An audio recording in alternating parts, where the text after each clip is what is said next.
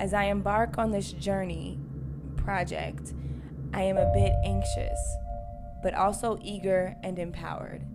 I am making an impact and being the change I wish to see in this world. God has prepared me in multiple ways for this. Several people who know, which isn't many at all, understand and have commented on this saying it will be impactful. Impact leads to action. Action leads to change. Good morning. So I already had an interaction and I went into the local Potbelly to use the bathroom, and they now have codes on the bathroom, which I'm sure you've seen before, so that you can't go in the bathroom unless you type in the right code. And I asked the lady for the code, which I've done plenty of times in the past, and they give it to me and I use the bathroom. And when I asked today, she said, "I'm sorry, you have to purchase something here to use the bathroom." And I'm sure that may be their standard policy, but I'm wondering if she did that today because of my attire. Because I look bummy and homeless. Is this discrimination? Or is it following policy? Here's a bit of my current attire right now. So, all right, see you soon.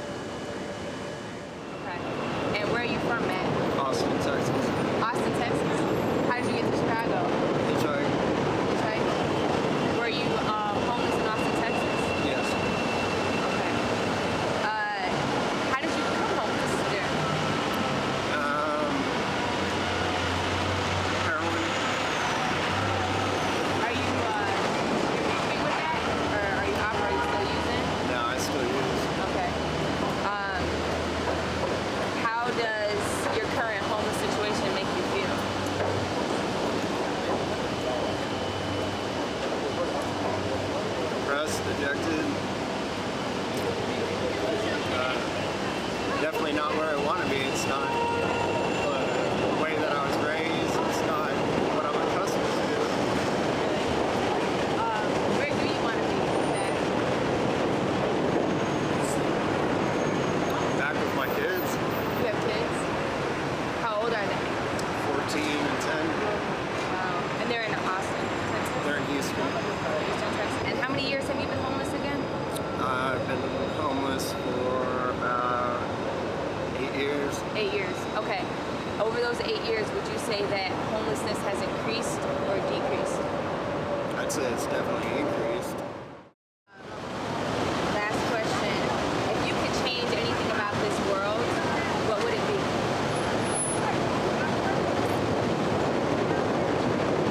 I would just hope that people would be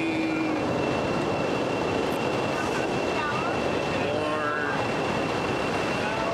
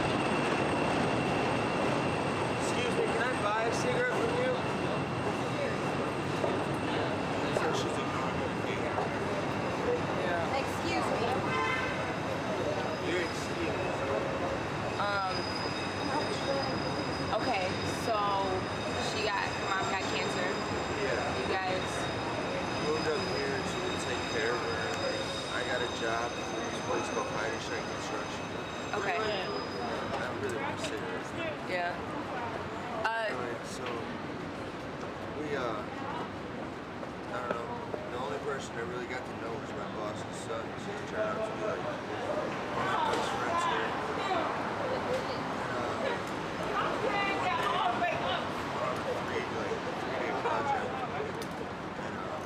For construction? Yeah, we were staying in the house that we were remodeling.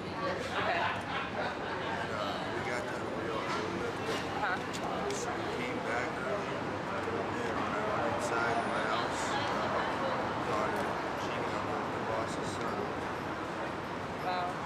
So the meeting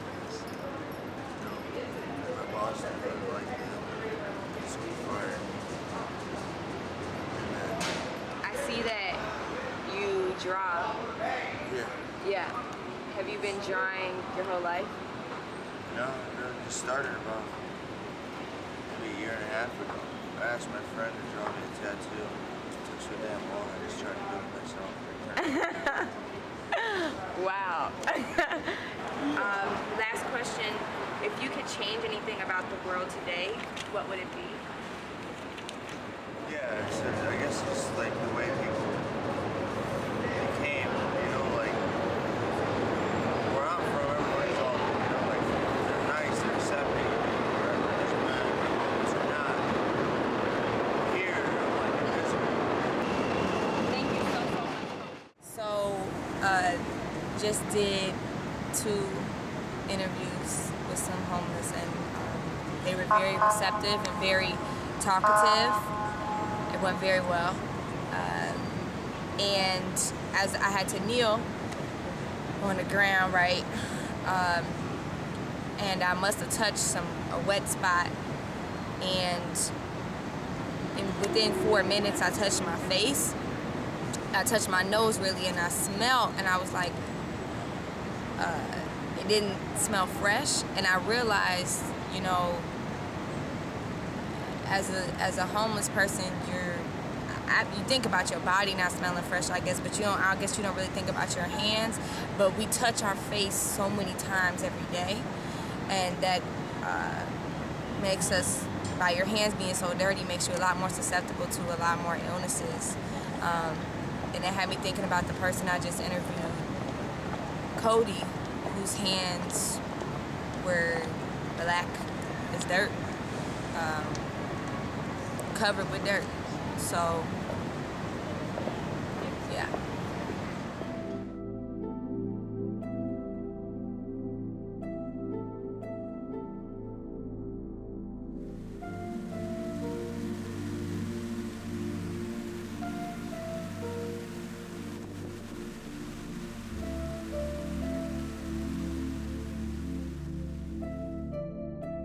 So I just did my first session of homelessness, and I was sitting at the Blue Line on Dearborn by the Daily Center, and these are some of my observations. The vast majority, if I had to put a percentage on it, like 95 or 97%, did not give. Didn't get anything at all. No food, no money, no water, nothing. Most didn't even look down when they were passing. It was kind of like I was a part of the background, part of the scenery. Some got quiet, almost like a somber and quiet, like if they were already talking when they were walking past, then as they saw me, or they might have noticed me at the corner of their eye with their peripheral, their voices lowered. So that was kind of interesting. I'm not sure why. I did get the one, this smile, the hey there, sorry, hi, bye type of smile. Like I pity you, but bye-bye. And also, when I was sitting there was a store, right, a restaurant right across from me in the glass, and there were 2 men, I think they were Latino men, sitting there eating, and they had, really healthy looking sandwiches, and they kept staring at me, kept looking back, and they might have even made commentary on me, I don't know, but they did not give me anything. And I didn't hesitate to stare at them back and look at them in their face. I didn't get it from them. Although 3 people, which is my favorite number, did give. And they were all males, and it was pretty fast. It was within the first few minutes of me sitting there. 2 were black, seemingly African-American males, that I don't know though, right? And then 1 was a seemingly Caucasian male, and the Caucasian male actually gave me $20, which was pretty significant. But with all of them, they all said, bless you, and I said that back, and I said thank you to all of them. And I'm actually super happy about that because I can eat. It means I can eat today because I actually got some money. It would have been fine if it was food too, but I can eat. So I'm really happy about that. And yes, I am getting hungry. I am hungry. In general though, I really did feel like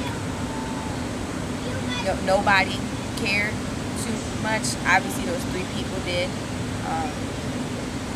And thank God, there is goodness. There is goodness.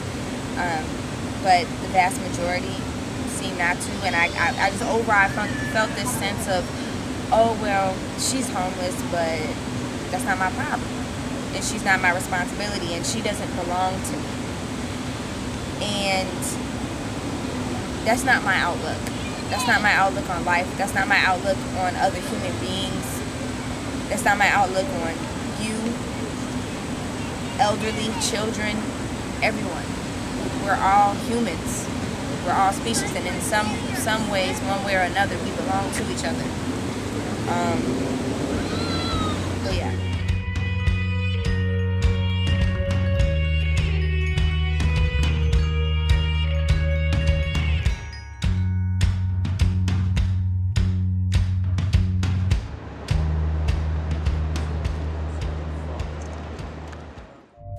I'm feeling very encouraged. Hearing some diverse stories. I hurt to sit on my bottom for so long during first session. Now I see why Matt was on his bag. I feel this can be super impactful. Videographer likes how it's looking already, and he told me he usually doesn't like the footage while shooting the film he's doing. Good time. Nervous about the night. The one guy doubted I was homeless, said, "You the finest homeless person I ever seen. If I was homeless, shoot. As fine as you are, you will never be homeless."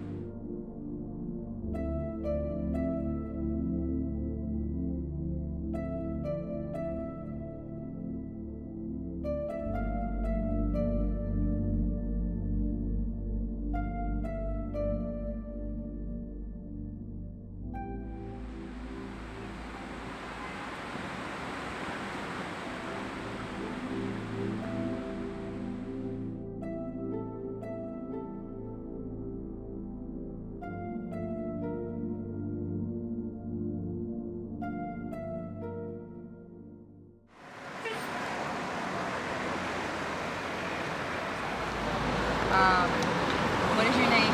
Tay. And where are you from, Tay? St. Louis. Okay. And I see that you are a homeless artist. How did you become homeless, Tay? Lifestyle, bad decisions, bad money management. How does your current homeless living situation make you feel?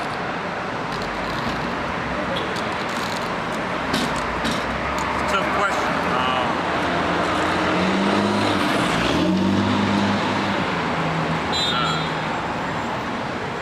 Sometimes depressed,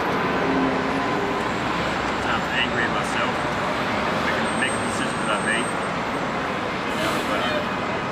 dwell on it because staying depressed, staying angry is going to get you nowhere.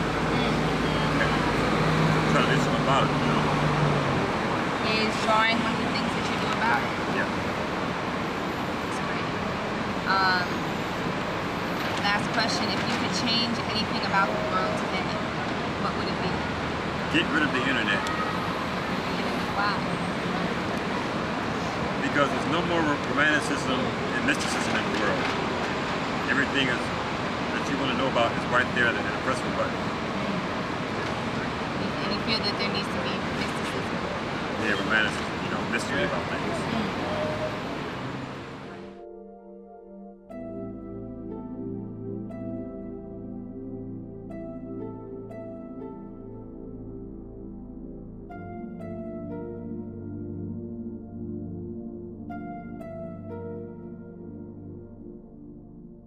I went to try and interview another homeless person here on the Magnificent Mile on Michigan, right across from Millennium Park, and this was our first night.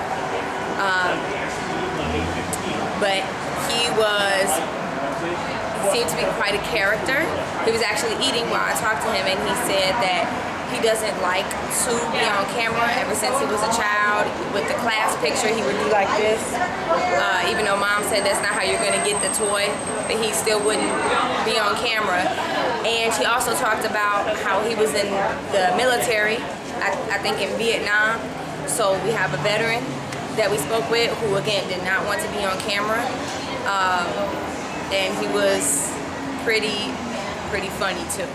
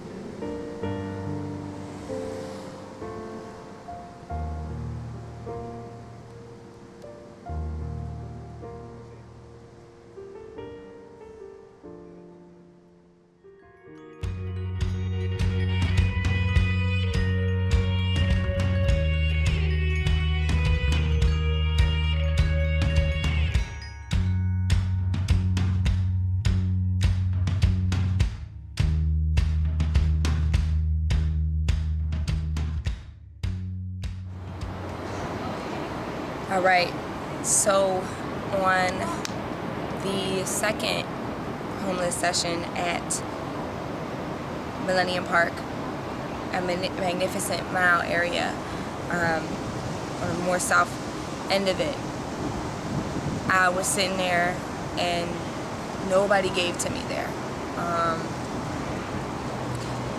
And I thought about it a little bit because, you know, Millennium Park is a very touristy area and it's one of the hottest tourist attractions here in Chicago. So perhaps because it's more touristy, and I did hear some other languages around me being spoken by the passerbys, so perhaps, you know, if you're a tourist in an area, you're more concerned about seeing the site and enjoying your vacation in a sense versus helping out the local homeless.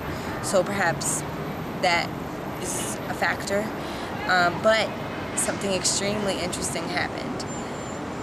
So this guy, his name is Javion, came up to me, got down, met me at my level, and spoke to me, started speaking to me, and was like, you know, how are you homeless?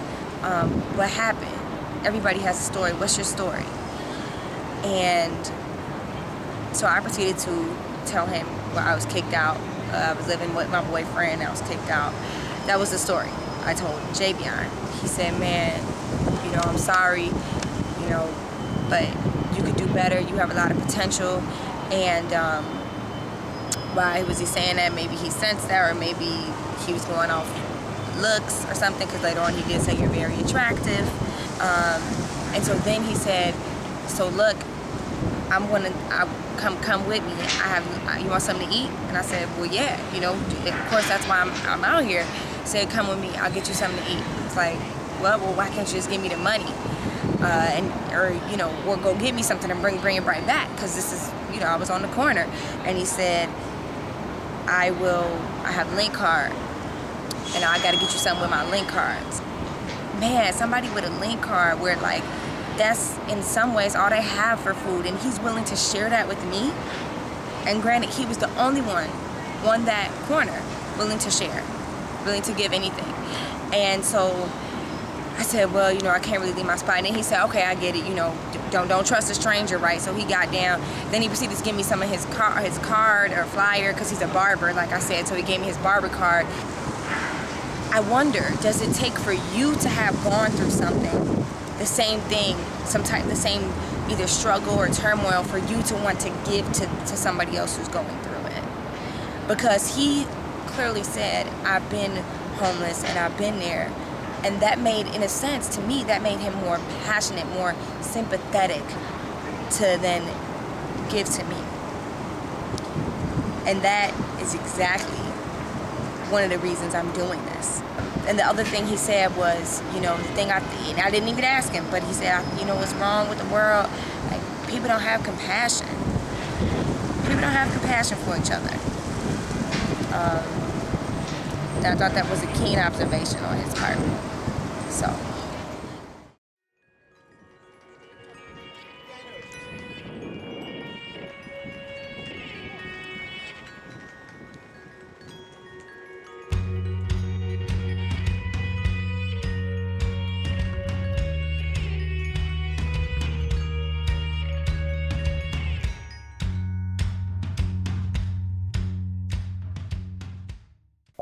I'm sitting in the Sears Tower courtyard. My tummy is growling. I haven't got the food yet. I'm trying to decide what kind of food might be best for me right now, and if maybe I should eat it while sitting outside asking for money. Videographer said that in this documentary, or footage so far, you really are able to see just how uncaring and rude or mean most people are. It's different from just hearing about it. It's nice to spend so much time outside. It's nice to feel the breeze in my hair constantly. I have probably counted about 15 homeless people so far in this journey. It's interesting how much people categorize and expect particular things from you solely based off of your look. A couple of the African American males I have spoken to have said that you are beautiful, and therefore do not expect me to be homeless at all. I am looking forward to working on some of my poetry tonight. I also look forward to more interviews. While pointing at me, the one homeless veteran said to my videographer, "Is that your girl?" And I said, "We are working together." Then he said, "Oh, well, she should be. She fine." Sad note though. Upon approaching him, he first thought we were going to jump him. He said that was due to how he grew up, and when people walked up to him like that, violence was usually their intent.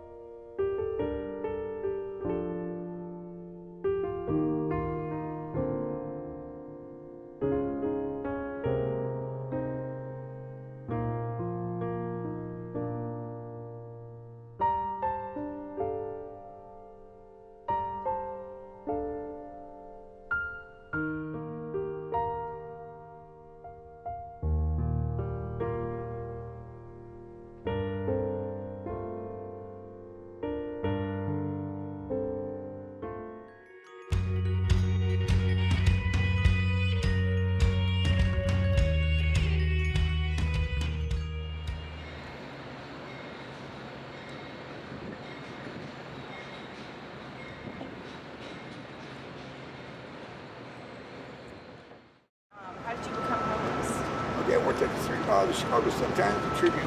Okay. Okay. I was out there working all these years. I got disabled, okay, pacemaker, okay, had, colon cancer, all that stuff, okay. Insurance-wise, you know how they are nowadays, they don't want to pay for them. Okay. They didn't pay for it? They didn't want to pay for it, okay, because they want to get rid of the employee because they didn't figure, well, it's going to cost too much money. Yeah. So what the heck? So I got laid off. I've been that way for about maybe 5-10 years, okay. And I've been just living life as it goes on. And so far, I'm in remission for it. Okay, I'm happy.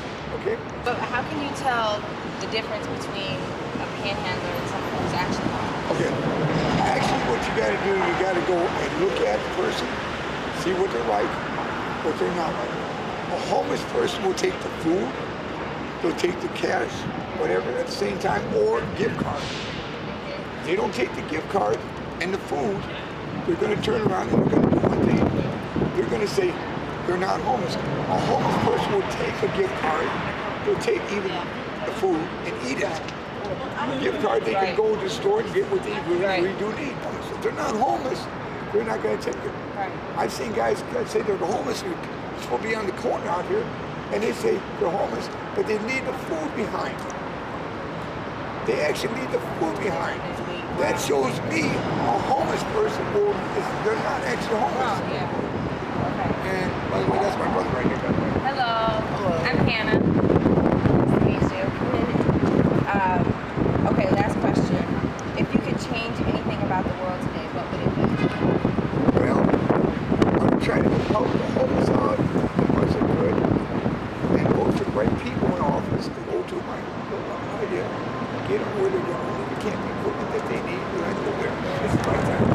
That's my time. That's that's my time. GoFundMe.com. This is what he started. What's your name again? Gene. Try on there. Gene. Try on there. Gene Bach.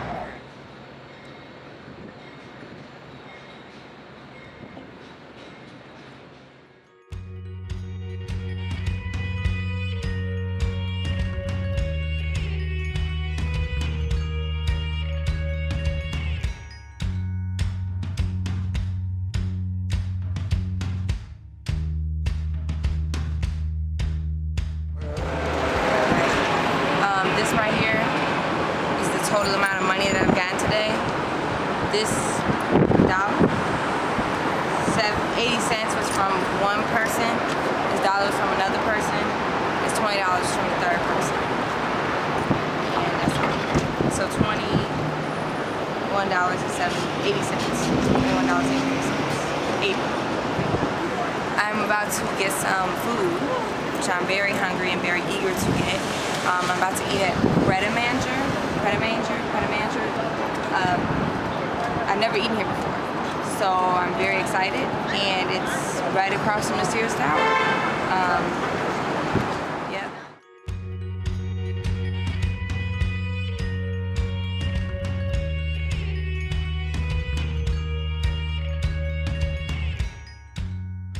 Here is the sandwich that I got from Pretz.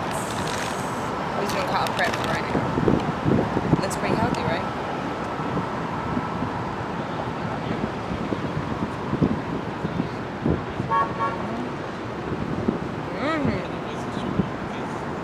It's very healthy.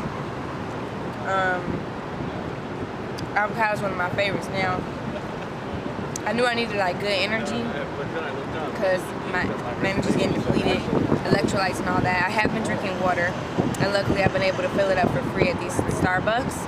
But here's my problem.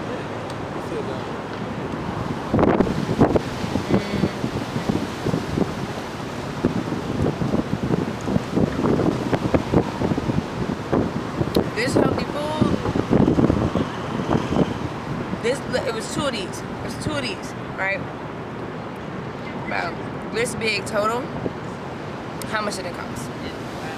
Over $7. Preposterous, right?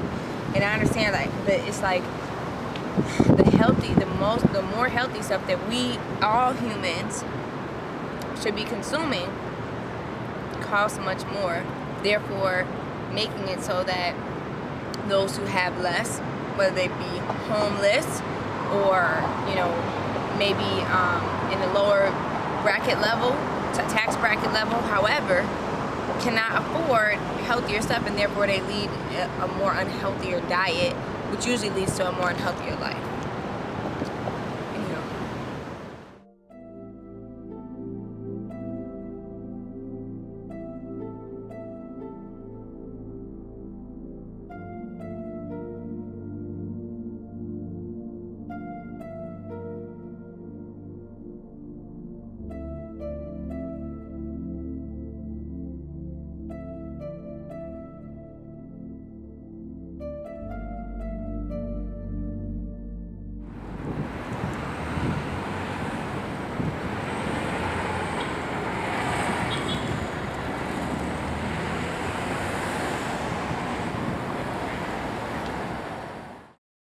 So I was just on the corner of Canal and Adams, and there was actually already a homeless person there, and it was interesting because I've heard of, and I did a little research on, some homeless people are very particular about their corners, and they do not take kindly to other homeless people trying to share it with them.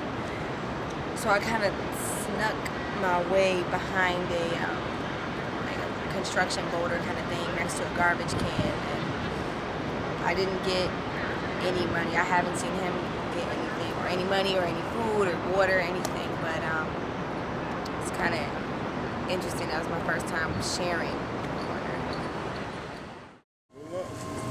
So I'm in the Walgreens, and super duper duper hungry. Well, not super super, but I'm getting tired. I'm getting tired, and I feel like I need like a burst of energy to keep begging and asking and moving forward. So I figured I just had a craving for chips. I mean, that healthy food that I ate earlier was really good. It was good. And I needed that healthy energy, but now I feel like I need a burst of unhealthy energy, so I'm about to get some Pringles, and you'll probably see me eating them later. And which flavor should I get? I might get two. All right. You know, a lot of people do. A lot of people like art, school teachers, students that are going to school. Hey, I forgot my pencil today. Right. Boom, there you go. But I ain't got no money. Trust me, somebody will help me out. Right. What is your name? Mark, Mark. And where are you from, Mark? Chicago. Okay. And you're homeless. How did you become homeless? By losing my job, losing my car, breaking up with my girlfriend, having a drug problem at the beginning. And then every time I try to get up on my feet, something twice as bad happens to me. I was staying with my father at first. I had got into some trouble, got locked up. I only spent 6 months in there. Right. And they dropped the case. But still, I got clean and got a job, and it was only temporary. And like I said, every time I tried to get on my feet, things happened. It was seasonal. I lost the job because it was seasonal. And a lot of people won't hire you because you're homeless. Why do you think that is? Well, you don't have a place to shower, take a bath, change your clothes, take care of your clothes. It's just hard. And then these shelters that you stay at, they want you to stay there because that's how they make their money.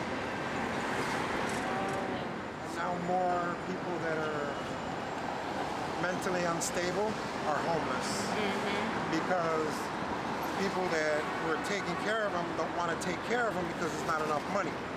The money that they're getting, maybe $700 a month, they're keeping that. So as long as they're getting that money, they don't care. Right, and the government has been cutting that sector for serving the mentally ill here. One more question, Mark. If you could change anything about the world today, anything, one thing, what would it be?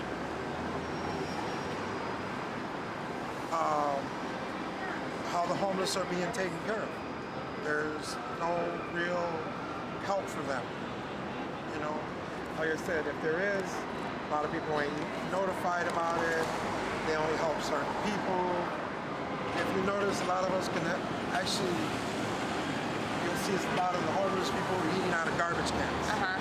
And they basically survive off of that. Right. Because people throw away good food. Yes. Very good food. All right. Thank you, Mark.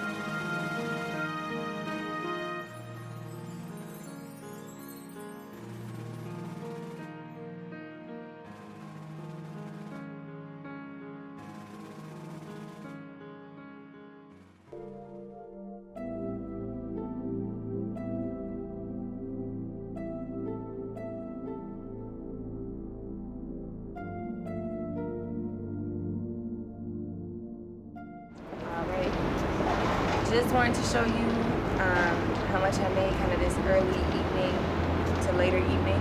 I got $7 plus $8.45.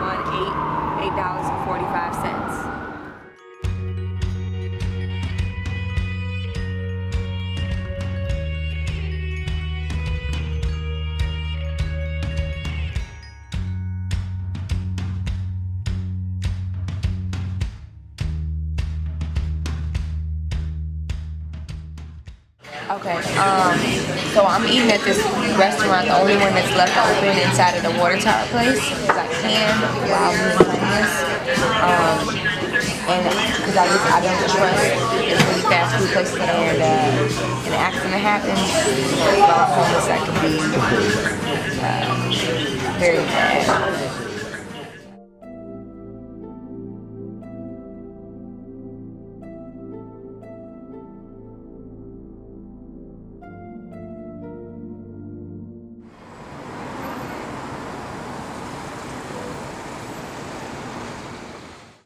Can I ask you what mental health issues that are you dealing with? I've been diagnosed with bipolar, Roman numeral 2, severe depression, suicidal tendencies without, I'm drug resistant, which means I've been on like Zoloft, all of those, like over 30 of them. It's handicapped me from living a normal life.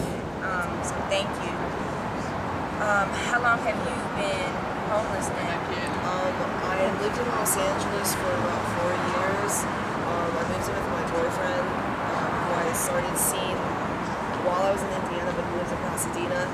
And as soon as my mom gave me the green light to go there, I was able to pay rent there because she was taking money out of my account to do so.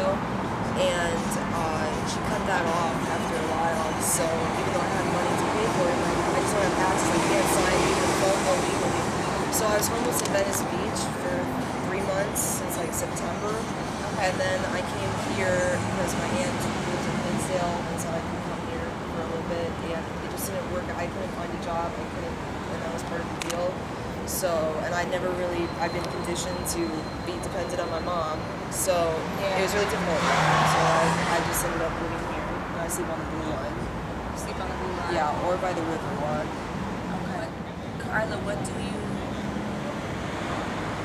hope for yourself in the future? Do you have any hopes or kind of aspirations for yourself? Well, I kind of think that like a lot of people with borderline, like we give up a lot because everything's super, super painful.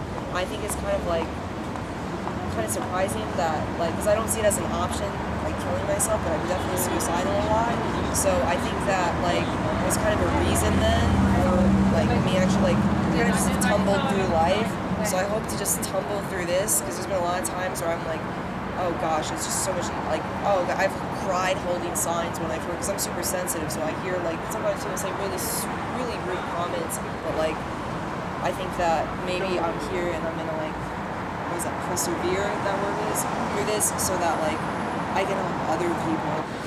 Well, one last question. If you could change anything about the world today, Carla, what would it be? That people be more like compassionate and like not necessarily put themselves in their shoes, but like look at it from more than one perspective. Because some people are like, well, why don't you just get a job? Like I want to stay on a corner and get money. No, you really don't. Wow. Well, thank you, Carla.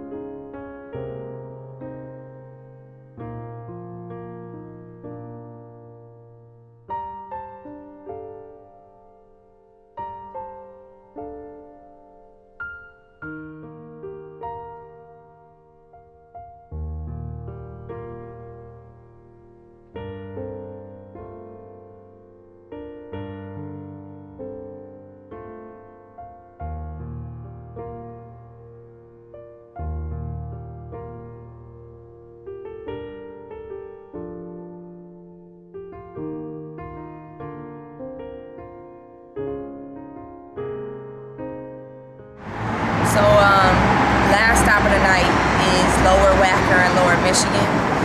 And after doing research, I know that this is where a lot of homeless kind of find their, or have made their sleeping home. Also, how close this homelessness is to the Riverwalk, which is down below, where all the tourists and even native Chicagoans go to really enjoy their time and enjoy perhaps the money that they have in various ways that other people can't.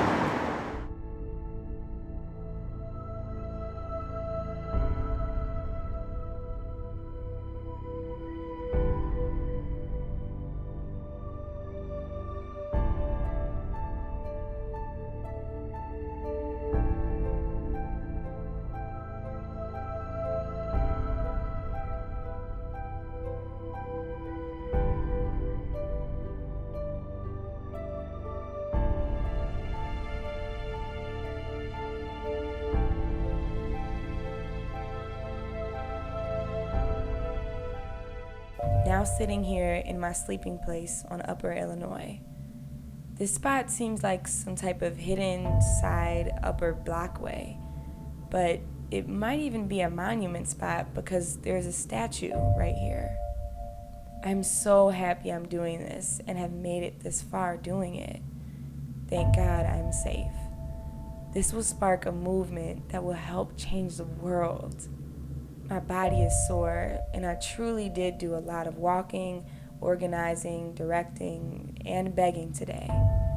Thank the Lord several people were kind enough to give to me. As a result of their kindness, I was able to eat today twice. Actually, 3 times, including those Pringles snack. All the people I interviewed touched me in one way or another. A few stories broke my heart. Particularly the young girl late at night. That could easily be one of my family members, even me. Any of these situations can become our own, and I think that is what we tend to often forget. Hand tired, time for testimonials. Real quick, there was a mom with 2 sons who I see frequently on the bridge on Michigan, and I really wanted to interview them, but she didn't. And I understand, especially when you have kids, like, I really understand. But I really wanted to hear about homelessness through the eyes and mind and kind of spirit of a child. Health issues, whether it was kidney failure or diabetes or something else, their insurance did not cover it. And some didn't even know that their insurance didn't cover it. And this caused them to step after the next, become homeless because they're so unhealthy they can't work. And unemployment is not paying enough. They don't have another choice. And that really hurt my heart. So this other person really helped me, and he was at the Millennium Park, the one African American guy who talked to me and was able to show compassion, or a lot of it, because he had been through the same thing. He had been homeless and lost access to his kids, his home, his cars, everything. This other guy, African American male, it seemed, again, at around Clark and Lake, that area under the L, came up to me and spoke to me and gave me $5 and was like, hey, how are you? You don't seem homeless. You sure you're homeless? But I did ask him, I said, well, why? Why don't I look like I'm homeless? And the point of this was not for me to act. This isn't acting. This is me experiencing this, and I'm sharing this experience with you. And he couldn't really give me an exact answer, but he did say, well, when I was homeless for my period of time, people didn't think I was homeless either. And I don't know if is that because like you weren't covered in dirt, because I didn't cover myself in dirt, but the majority of the homeless people that I've seen aren't completely covered in dirt, you know, and giving you the bird's eye view that I'm having. And you know, he kind of laughed a little at first. And we get this image in our head, a certain type of picture of what a certain type of role is. A criminal can look like anything. It's not a black man in a hoodie. A president can look like anything. It doesn't have to be a male. And a homeless person can look like anything. They don't have to be covered in piss, dirt everywhere, and whatever other attributes that normally pop into people's heads when they think homeless. So, interesting observation.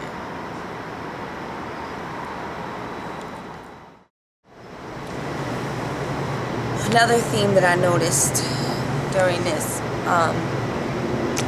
was mental illness.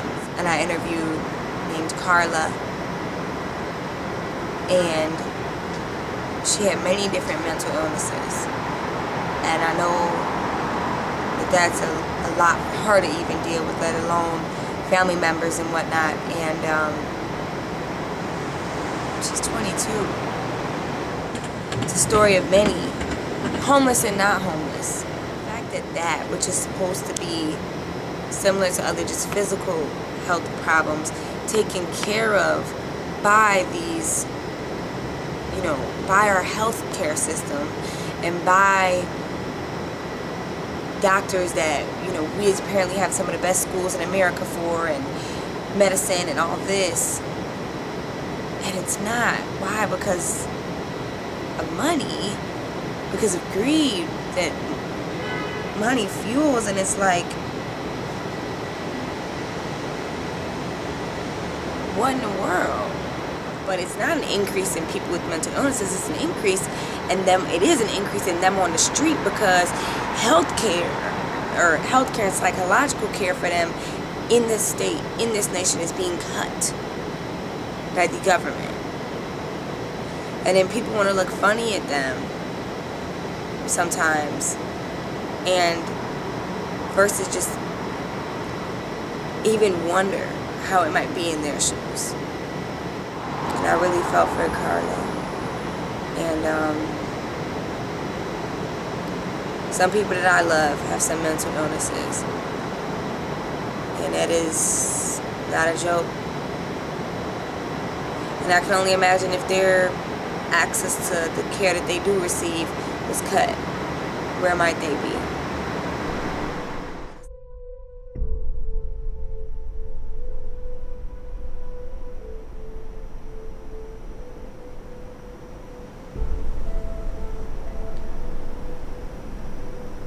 New place that I'll be sleeping tonight.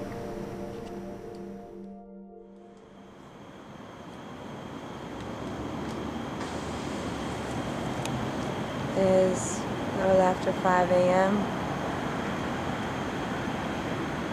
Pretty empty here at the Chicago intersection. So I'm walking and I'm trying to find a decent bathroom at about 5 a.m. I slept till a little bit in and out till it's running a little.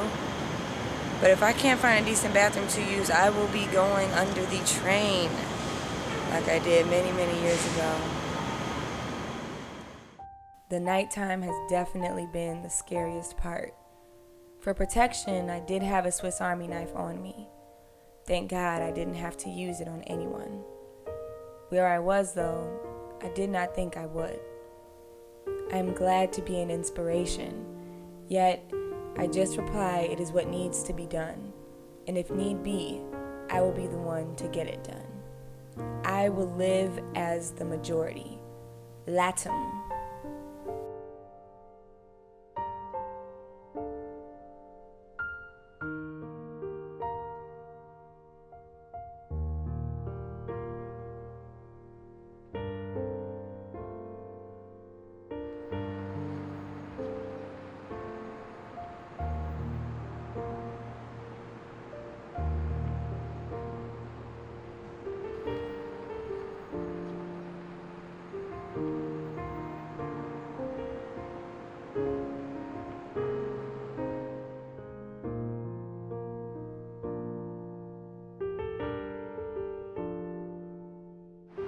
This is where they sleep at night.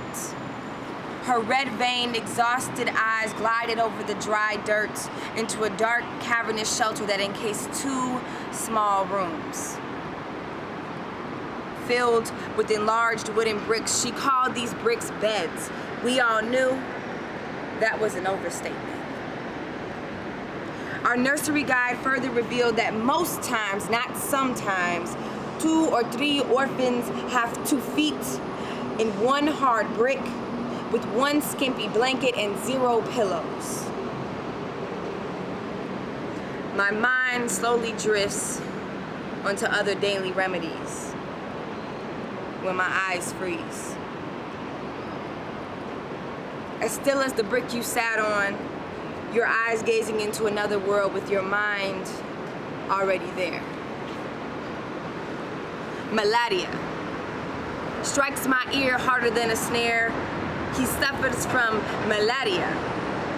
Her rusted fingers point at your skimpy body.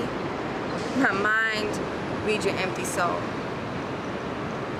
No doctor to save your African heartbeat. No medicine to cure your dirty body, just dead silence that surrounds your spirit, because that has no price tag. Let's move to the kitchen now. Group follows guide while body is stuck. Eyes roll off a boy like ice cream on a sundae cone, the image stamped. Permanent in my mental photo glossary, I gloss over you daily. You showed me something that day. Without moving 1 inch of your body, without uttering 1 whisper, only through your mind already gone, your body engulfed with disease and destitutely depressed scraped over your pupils. I knew. You are a hero. An African angel. You conquer more on an hourly basis than Obama has in a week. More force than Urlacher seizing a tackle, more powerful than a Jay-Z lyric. You are the ultimate survivor without a TV series. Most people cannot imagine the suffering you denounce in a nightmare. It is only your common reality. Damn. I don't know where you are now, or if your spirit has passed on to where your mind already lived. Hopefully, I hope you are at peace. Although I can't send you the medicine, buy you a soft bed, or even deliver you to a physician, I will share your story. Out of my great admiration, I will tell your heroic story of a 7-year-old orphan boy with malaria, an African angel. This poem is undermining the medal of strength you deserve, but it shall suffice. To spread your legend to all ears who dare to listen, to all souls who seek to know the truth. An African orphan boy with malaria. You gave me the strength you never had. You are my hero. Thank you. Good morning. It is now Tuesday, September 20th, 2016 at about 6:56 a.m. And I made it through the night. Clearly, I'm alive. Was it my best night of sleeping? Heck no. Was it painful? Yes. Did I get through it? Yes. So I tried my plan or my planned secret-ish kind of spot that you saw. And not a busy area, like kind of nice and risen up off the underground area of Chicago. And it worked. It worked from like 11 to about 12 p.m. And then a security person I guess he does his rounds. And a security guard said, you know, hey, I'm sorry, you have to leave. I can't let you stay here. Thing about the security guard, it really honestly seemed like he didn't care that I was there. But because it's his job to, I guess, keep this area cleared and looking behind me for bugs, to keep this area cleared and keep it I don't know, looking presentable at all times or something, without homeless basically.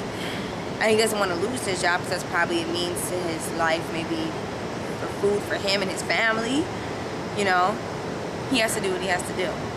But honestly, every time he would begin with, I'm sorry, because that wasn't the first time he said that. And it felt sincere to me.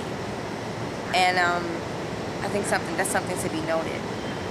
So there's a huge spider right here. The type of stuff I was talking about. I think I'm about to move my location. Here it is. Good morning.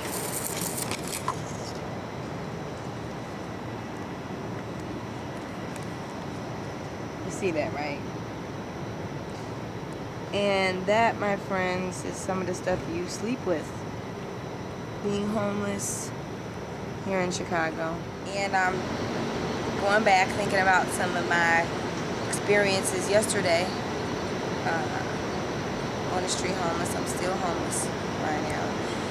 And I recall a deacon. His name is Deacon Robert. His name is Robert. And I only know he's a deacon because he told me. And when he first came up to me, he said, you know, what's going on? How did you become homeless? And he wanted to know my entire story. And he was just very benevolent and really listening to me. And he then offered me several ways to get help through his church. And he was saying that, you know, at one point he was really down on his luck, and one way or another, I think he might have said he was homeless at some point. Or no, he said he had a drinking problem for many years, and now it's his third year sober. And so he was saying, you know, how he really struggled with that, and he knows the church really helped him change his life around. And so he was telling me about the Living Word of World, I believe. I couldn't get the last word he was saying, but that's the church he goes to, and he was really giving me directions to there and how to get there. It's a little bit west of downtown. And so that was really heartfelt of him. So one of the last people I interviewed last night, a homeless person I interviewed, was a woman by the name of Pam. An African-American woman, it seemed, and she was in a wheelchair. And the only reason that she said she is not okay with any like close-up photos or video is because she has children, and she would never want her children to see her in this state, which is completely understandable.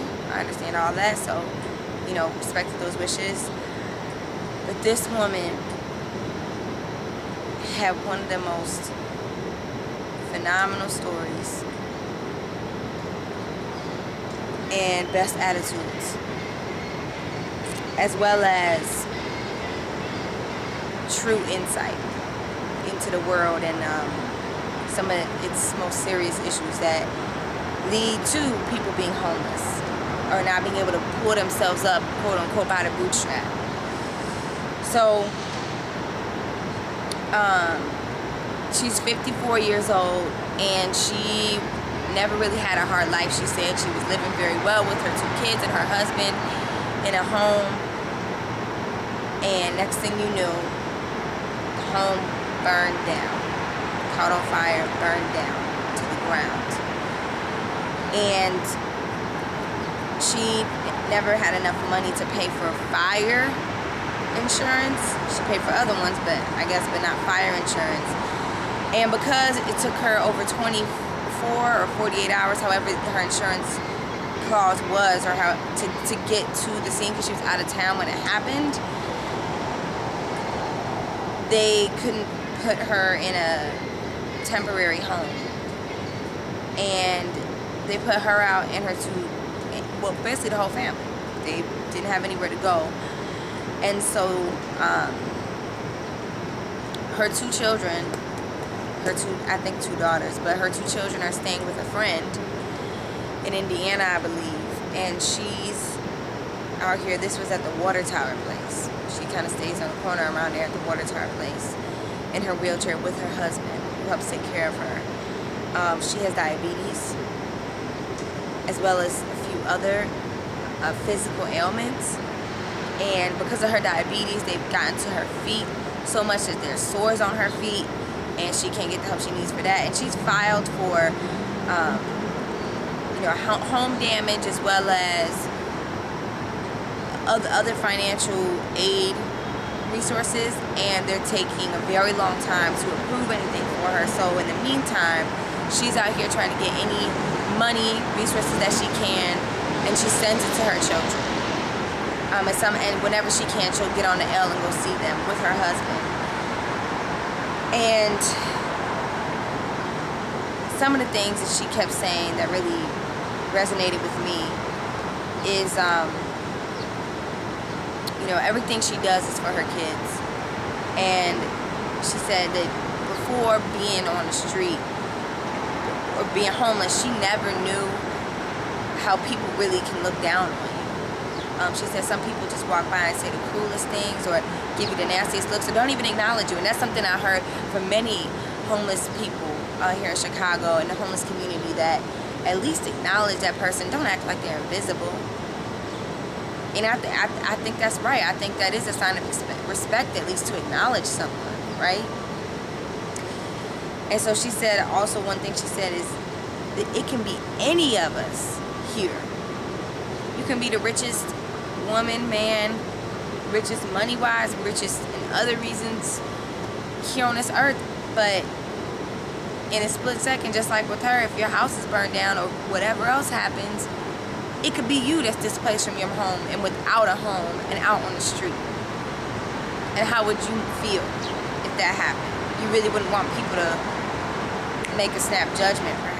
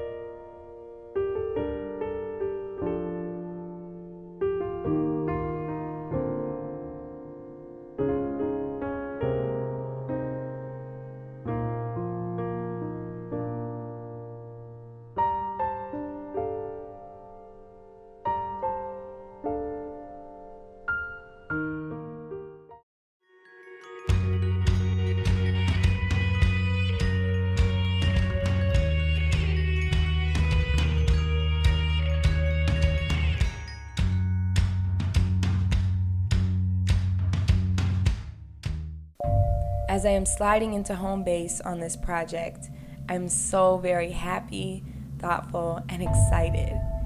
I feel this is going to be more impactful than I can ever imagine. Thank you. Life has been preparing me for this in so many ways. From the team members I have accrued over time to the personal will and sense of justice within my spirit. These things have fueled me with the substance I need to complete this. So much more went into this than simply being homeless in one day and having a few pictures taken of it on a whim. Light will also be shed on the different societal issues, institutions, and systems that cause this sector of society to not only exist, but also continue to grow throughout all corners of our world. I pray continued blessings upon this project, rather movement, as it progresses moving forward and evolves into something that will last for generations to come.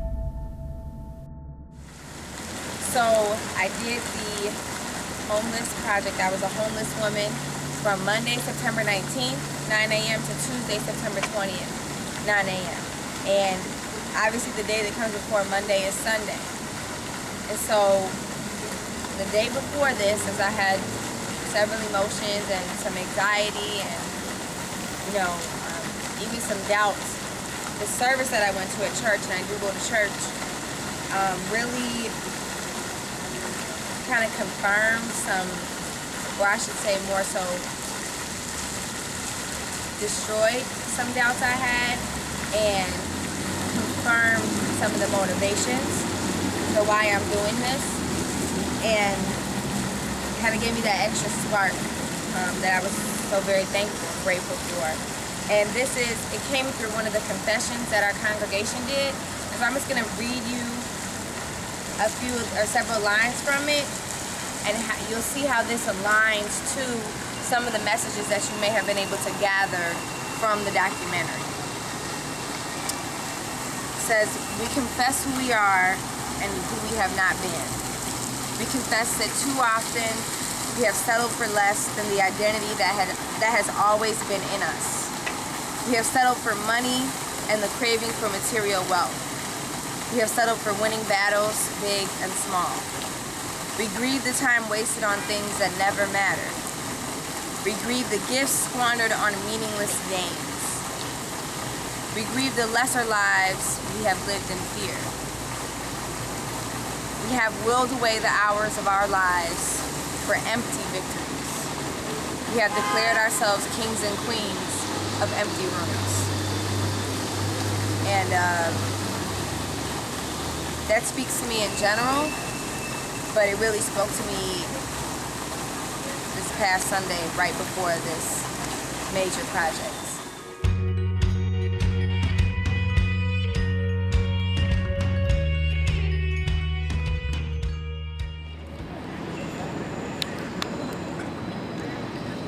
Why? Why did Hannah do this? Why did this woman take 24 hours out of her life to create a documentary on homelessness? This is what I'm sure you're wondering, right? I myself wondered that and deeply considered it for several months prior to doing this project. I came up with some very important reasons as to why. They are as follows. This is not only a documentary, but a beginning to a movement. This is a wake-up call. I'm doing this to show people what they may not realize living in their daily lives, and just how wrong, sad, and unnecessary this massive amount of poverty is. I'm showing people that it is time to open our eyes and address it. Sometimes addressing it best may come from being able to sympathize with it best. And I feel true sympathy comes from personal experience. Hence, I set forth and did indeed become a homeless woman in Chicago, Illinois for 24 hours straight. I wasn't able to predict all the emotions I'd have or different events that may occur, and I definitely could not guess how it might change me or my perspectives by the end. But I can tell you now that it certainly has deepened some emotions while creating several new insights for me. I want these statistics and overall documentary to at least expose people, especially my generation, to what is going on in our world and get them thinking. I wanted to motivate them to dig deeper with hidden knowledge and seek to discover why different things, especially money, operates the way it does in our world. And how lack of whether it's money or financial backing seems not only inevitable for a large portion of our population, but in fact purposeful.